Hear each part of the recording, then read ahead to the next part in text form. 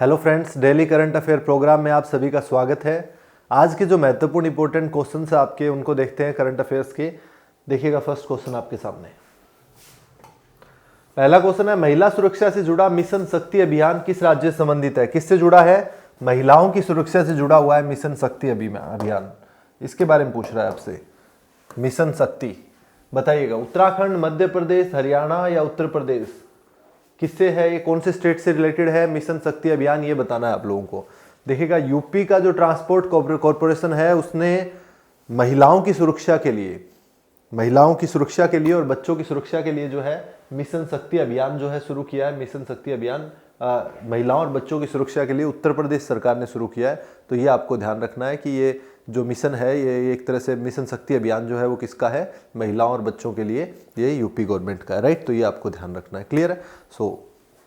ये उत्तर प्रदेश इसका correct answer हो जाएगा। उत्तर प्रदेश के अंदर मुख्यमंत्री आपको पता है ये योगी आदित्यनाथ जी है और आनंदीबेन पटेल जो है वहां पर चीफ मिनिस्टर का पद संभाल रही है। जो आपका मिशन शक्ति अभियान जो है ये स्पेशली उत्तर प्रदेश गवर्नमेंट का है, महिलाओं और बच्चों की सुरक्षा के लिए, जो उनके खिलाफ अपराध हो रहे हैं। एक दामिनी करके है जो कि उत्तर प्रदेश जो है ट्रांसपोर्ट कॉर्पोरेशन का है, राइट। तो ये ध्यान रखना, मिशन शक्ति जो है महिलाओं और बच्चों के खिलाफ जो अपराध हो रहे हैं उसके लिए किया गया है, उत्तर प्रदेश गवर्नमेंट के द्वारा जो है लॉन्च किया गया, ताकि उन अपराधों को कहीं ना कहीं रोका जा सके। वुमेन्स के खिलाफ जो किसी ना किसी रूप से अत्याचार हो रहे हैं उनको कैसे समाप्त किया जा सका है, इसके लिए मिशन शक्ति अभियान चलाया गया उत्तर प्रदेश के अंदर, ठीक है ना। तो ध्यान रखना, उत्तर प्रदेश का ये है मिशन शक्ति अभियान, क्लियर। महिला एंड बच्चे, राइट। इसके अलावा उत्तर प्रदेश में Pilibhit national park, very very important, पता है आप लोगों को। पीलीभीत नेशनल पार्क जो है वो बहुत ज़्यादा फेमस है। इसके अलावा उत्तर प्रदेश के अंदर अगर बात करें तो 4 जो है इंटरनेशनल एयरपोर्ट हो गए हैं उत्तर प्रदेश के अंदर। अभी जो बन जाएंगे, जो बन रहे हैं अभी, तो उनके बाद जो है पूरी तरह से चालू होने के बाद 4 हो जाएंगे। अभी जो है अभी निर्माणाधीन है, लेकिन फिर भी हम कह सकते हैं कि 4 इंटरनेशनल एयरपोर्ट हो जाएंगे उत्तर प्रदेश के अंदर, राइट। तो इसका करेक्ट आंसर हो गया D, Uttar Pradesh. Next question है, हाल ही में नेशनल ग्रीन ट्रिब्यूनल ने किस राज्य की कलेश्वरम लिफ्ट सिंचाई परियोजना को पर्यावरणीय मंजूरी दी है? किस जो है नेशनल ग्रीन ट्रिब्यूनल ने किस राज्य की सिंचाई परियोजना है? कलेश्वरम लिफ्ट सिंचाई परियोजना वर्ल्ड की जो है बहुत बड़ी सिंचाई परियोजना, लिफ्ट इरिगेशन प्रोग्राम है ये। कलेश्वरम लिफ्ट जो इरिगेशन है ये बहुत बड़ी परियोजना है अपने आप में। एक 2014 में जो है इसका नाम बदला गया था, उससे पहले जो है इसको प्राणहिता चेवल योजना कहते थे, क्योंकि ये गोदावरी और महानदी का जहाँ पर मिलन होता है वहाँ पर ये परियोजना बनी हुई है आपकी कलेश्वरम लिफ्ट सिंचाई परियोजना, राइट। तो कलेश्वरम लिफ्ट सिंचाई परियोजना जो है उसको एनजीटी ने, नेशनल ग्रीन ट्रिब्यूनल, एनजीटी आपको पता है ना, नेशनल ग्रीन ट्रिब्यूनल, जो कि 2010 के अंदर बनी थी। यानी नेशनल ग्रीन ट्रिब्यूनल जो लिखा हुआ है ये 2010 के अंदर बनी थी। ये प्राकृतिक या नेचुरल जस्टिस के आधार पर जो है फैसले देती है आपकी एनजीटी, राइट। तो इसने किस राज्य की जो है ये परियोजना है जिसको मंजूरी दी है? ये तेलंगाना की है। तेलंगाना के अंदर जो है गोदावरी नदी के ऊपर, कौन सी रिवर है? गोदावरी।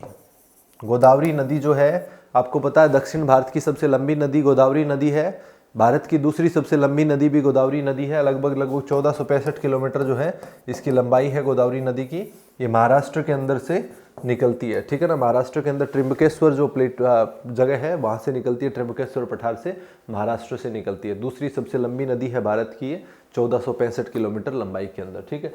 जहाँ पर गोदावरी और प्राणहिता दोनों नदियाँ मिलती है वहाँ पर है आपकी कलेश्वरम सिंचाई परियोजना, क्लियर है। तो ये आप ध्यान रख लेंगे, कलेश्वरम तेलंगाना से रिलेटेड है, क्लियर। सो ध्यान रखना है। नेक्स्ट क्वेश्चन, अगला क्वेश्चन है, यूएस एयर क्वालिटी इंडेक्स द्वारा हाल ही में जारी किए गए वायु प्रदूषण के आंकड़ों के मुताबिक कौन सा शहर दुनिया का सबसे प्रदूषित शहर है? नई दिल्ली, लाहौर, बीजिंग और काठमांडू।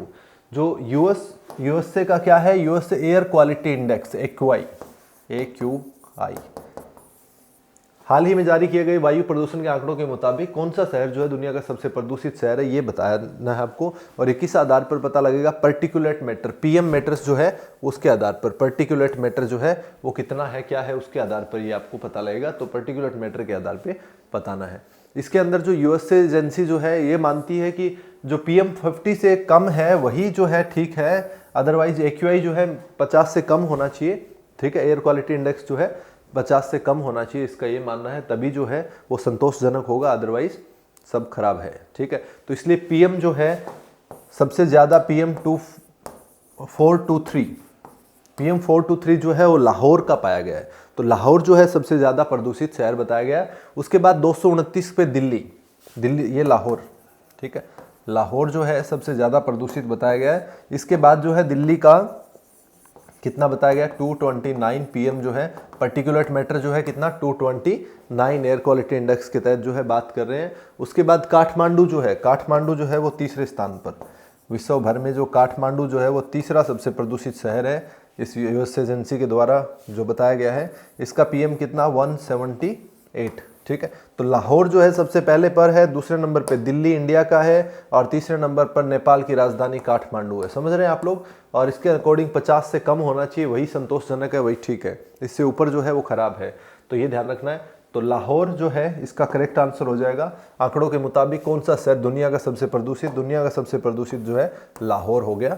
आपका PM जो है हमने बताया अभी 423 PM जो है पर्टिकुलेट मैटर इसका इतना है, ठीक है। इसके बाद दूसरे नंबर पे नई दिल्ली हो गया और तीसरे नंबर पे काठमांडू हो गया।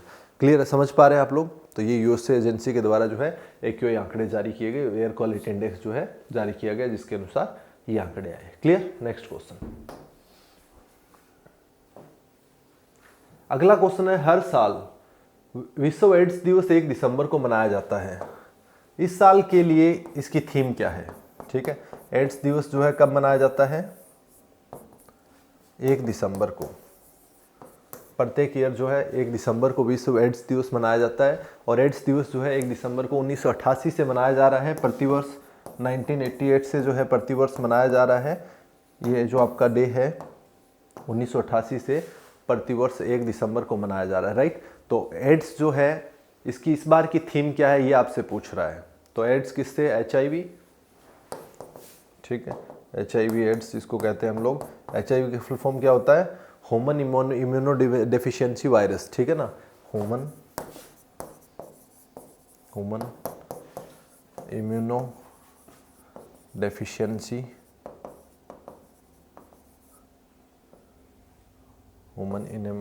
इम्यूनोडेफिशिएंसी वायरस, ठीक है, HIV।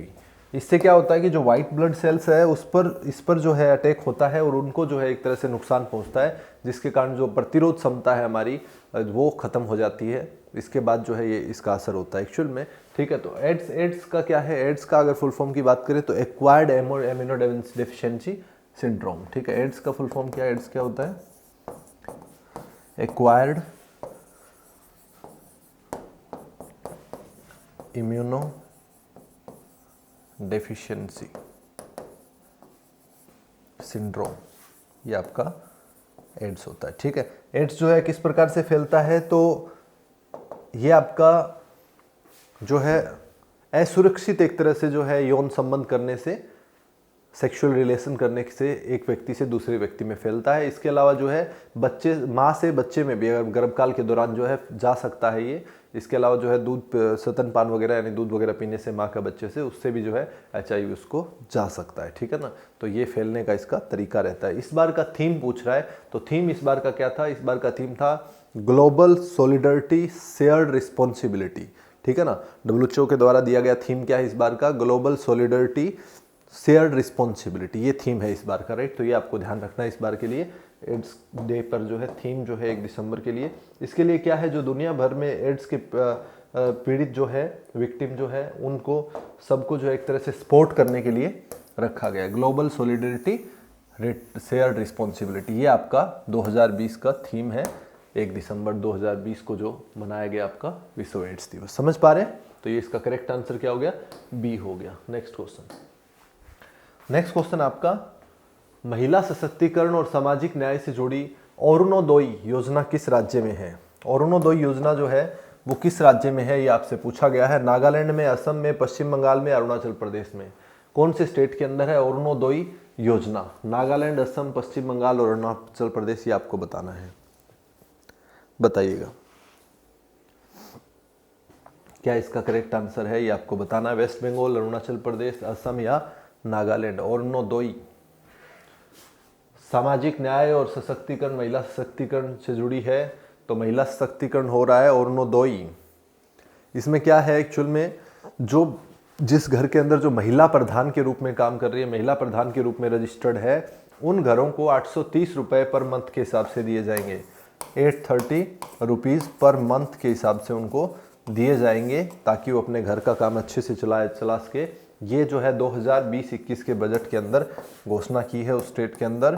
कौन सा राज्य है वो आपको बताना है, असम के अंदर, ठीक है, असम की है ये अरुणोदय।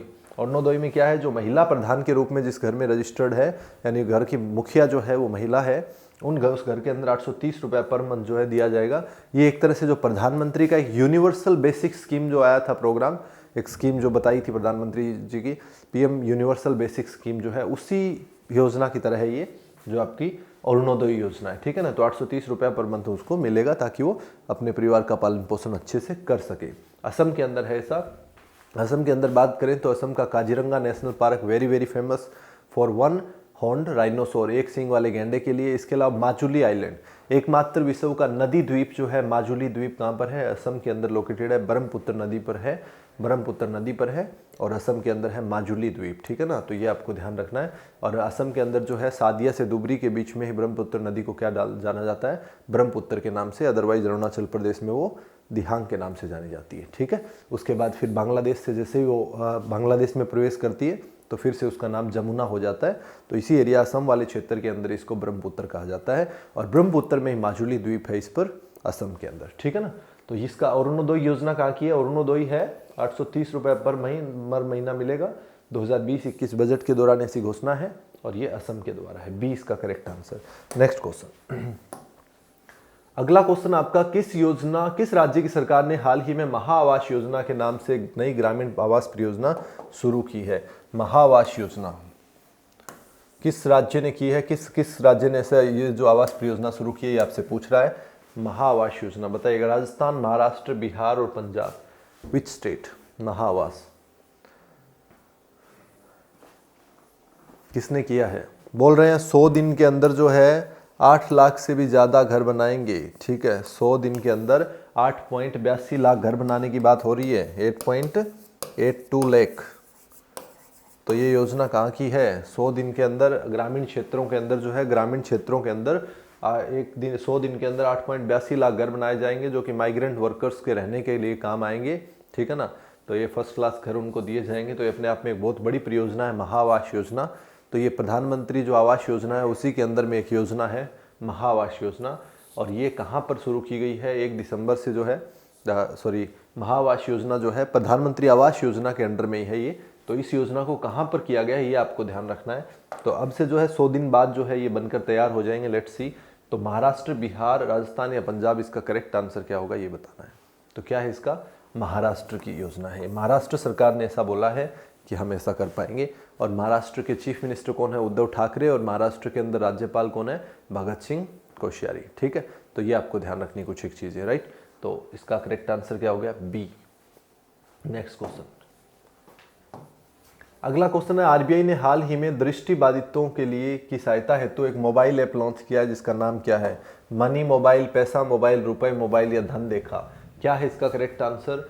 आरबीआई ने जो लॉन्च किया है दृष्टिबाधितों की सहायता हेतु मोबाइल ऐप, उसका बोल रहा है क्या नाम है, ये आपको बताना है। दृष्टिबाधितों के लिए एक लिपि भी है, कौन सी है, ब्रेल लिपि जो है, लुइस ब्रेल की तैयार की गई ब्रेल लिपि, ठीक है, वो भी है उनको जो आइडेंटिफाई करने के लिए चीज़ों को। बट ये बोल रहा है कि एक मोबाइल जो है उनकी सहायता के लिए एक मोबाइल ऐप लॉन्च की गई है आरबीआई के द्वारा। तो आरबीआई क्या करेगी, पैसे वैसे की मदद कर सकती है, पैसे वैसे को देखने में सहायता के लिए ऐप लॉन्च किया होगा।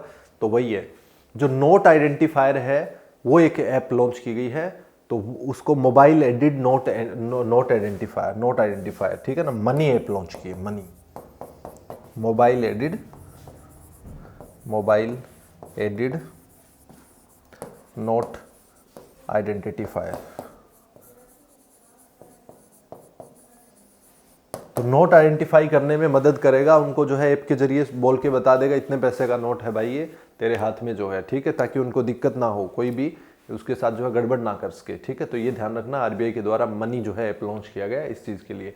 सो मनी ऐप है। आरबीआई के गवर्नर कौन है, शक्तिकांत दास। एसके दास जो है आरबीआई के गवर्नर है अभी वर्तमान के अंदर, राइट। तो ये भी ध्यान में रखना है। तो इसका करेक्ट आंसर क्या हो गया आपका, बी करेक्ट आंसर हो गया। नेक्स्ट क्वेश्चन देखते हैं। बोल रहा है 77वें गोल्डन ग्लोब पुरस्कार दिए गए हैं, जिनमें से किसे सर्वश्रेष्ठ अभिनेता का पुरस्कार दिया गया है। 77वां गोल्डन ग्लोब पुरस्कार दिया गया है, जिसमें से सर्वश्रेष्ठ अभिनेता का पुरस्कार किसे दिया गया ये पूछा गया है। जैकी चैन, क्रिस एवांस, जोकिन फोनिक्स या विल स्मिथ। करेक्ट आंसर क्या है? ए, बी, सी और डी।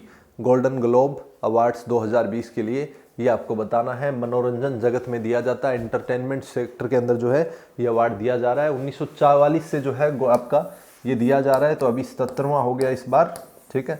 1944 से जो है एंटरटेनमेंट सेक्टर या मनोरंजन जगत में अवार्ड दिया जा रहा है, ठीक है। तो 77वें जो अवार्ड गोल्डन ग्लोब अवार्ड जो है उनका कैलिफोर्निया में आयोजन हुआ था, उसमें बोल रहा है सर्वश्रेष्ठ जो है अभिनेता का अवार्ड किसको मिला है, ये आपसे पूछा गया है, ठीक है।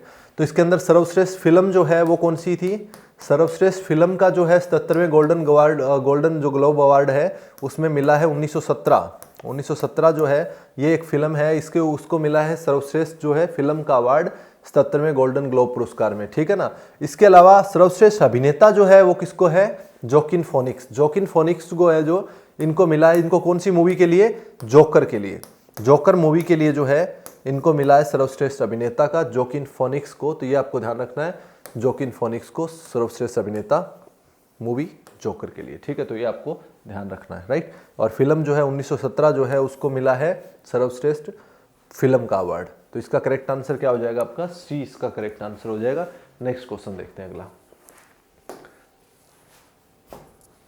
अगला क्वेश्चन है, किस राज्य की सरकार ने महिलाओं की सुरक्षा हेतु दामिनी नामक हेल्पलाइन लॉन्च की है? ये वाली है जो उत्तर प्रदेश ट्रांसपोर्ट जो है विभाग ने की है, दामिनी योजना जो है हेल्पलाइन लॉन्च की है, जिसमें क्या है उत्तर प्रदेश जो परिवहन विभाग है उसने महिलाओं की सुरक्षा के लिए ड्यूरिंग ट्रांसपोर्टेशन, ठीक है ना, तो यात्रा के दौरान जो है महिलाओं को कोई भी समस्या आती है तो वो डायरेक्ट जो है हेल्पलाइन नंबर पर कॉल कर सकती है। उन्होंने एक हेल्पलाइन और व्हाट्सएप नंबर जो है वो दोनों तरह काम करेगा, वो लॉन्च किया है उत्तर प्रदेश सरकार ने, ठीक है ना। उस पर वो कोई भी शिकायत जो है अपनी कर सकती है। सड़क परिवहन में महिलाओं की सुरक्षा के लिए उत्तर प्रदेश परिवहन विभाग का ये एक तरह से पहल है, दामिनी योजना, ठीक है ना। तो दामिनी आप लोगों को ध्यान रखनी है, एक तरह से निर्भया योजना का ही भाग है ये। इसमें जो है 9 से 6 पीएम के बीच में जो है उत्तर प्रदेश जो है आपका परिवहन विभाग जो है पूरी तरह से 9 से 6 पीएम तक आपकी शिकायतों को सुनेगा। व्हाट्सएप एंड कॉल दोनों आप कर सकते हैं, राइट। तो ये है दामिनी। तो इसका करेक्ट आंसर क्या हो जाएगा? डी, उत्तर प्रदेश की है ये, ठीक है। डी इसका करेक्ट आंसर हो जाएगा, दामिनी का। क्लियर? इसके बाद नेक्स्ट क्वेश्चन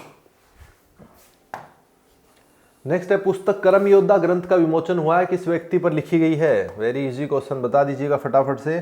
कर्म योद्धा ग्रंथ कौन है? कर्म योद्धा, कर्म कौन कर रहा है ज्यादा, बताइएगा। किस व्यक्ति पर लिखी गई है? अमिताभ बच्चन, अन्ना हजारे, नरेंद्र मोदी या स्वामी रामदेव? कर्म जो है कर्म आपके योद्धा ग्रंथ किस पर है बताओ?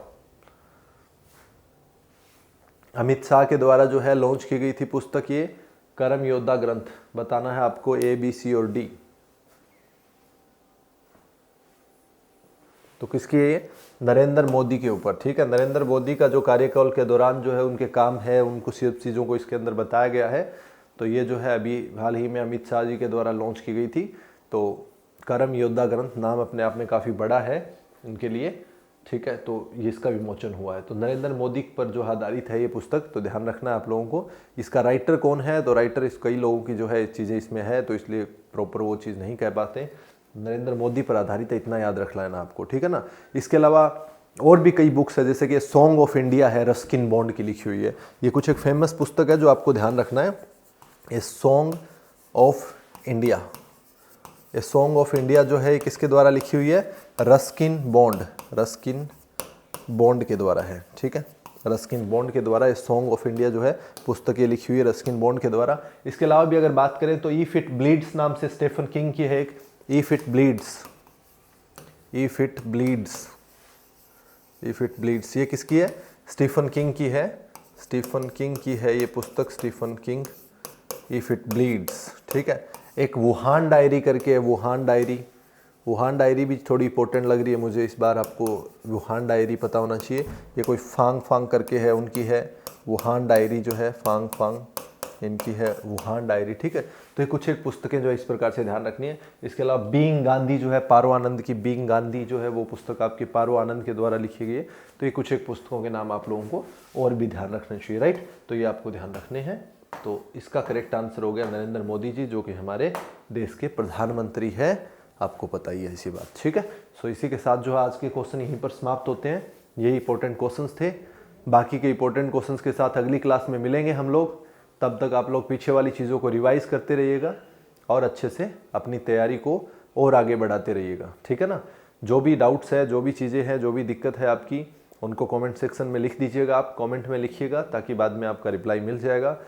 इसके अलावा रिवीजन पे पूरा फोकस कीजिए, राइट। ये क्वेश्चंस जो आपकी सीरीज पूरी चल रही है, इन क्वेश्चंस को जिसने नोट डाउन कर रहा है वो बार बार इसको रिवाइज करता रहे।